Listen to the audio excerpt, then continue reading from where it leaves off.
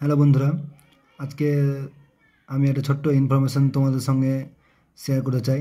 সেটা হচ্ছে আমরা দৈনন্দিন জীবনে অনেক সাবান ব্যবহার করে থাকি, কিন্তু আমরা কেউ জানি না কি কোনটা সাবান ভালো বা কোনটা সাবান খারাপ।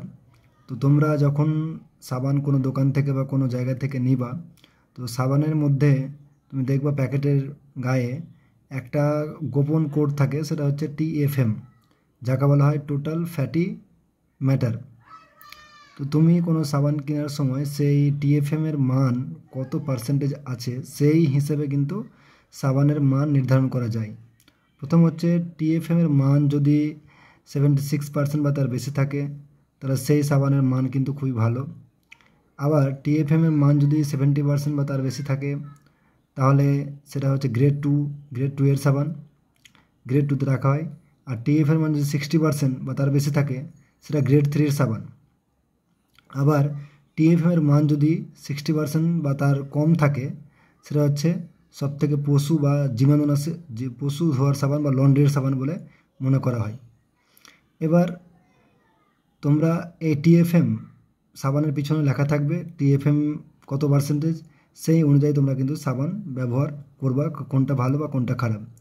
যেটা তোমরা ভাবছো, ভারতীয় সরকারের ওয়েবসাইট অনুযায়ী মিনিস্ট্রি অফ কনজিউমার অ্যাফেয়ার্সে লাভবয় সাবানের যেটা আছে, সেই লাভবয় সাবানের TFM হচ্ছে 60%।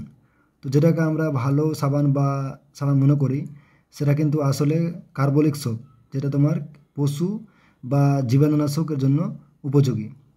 তো এরকম কোনো অ্যাডভার্টাইজ দেখে বা কোনো কেউ প্রমোট করলো কোনটা সাবান ভালো বা কোনটা সাবান খারাপ, সেই অনুযায়ী কিন্তু সাবান তোমরা কিনবা না।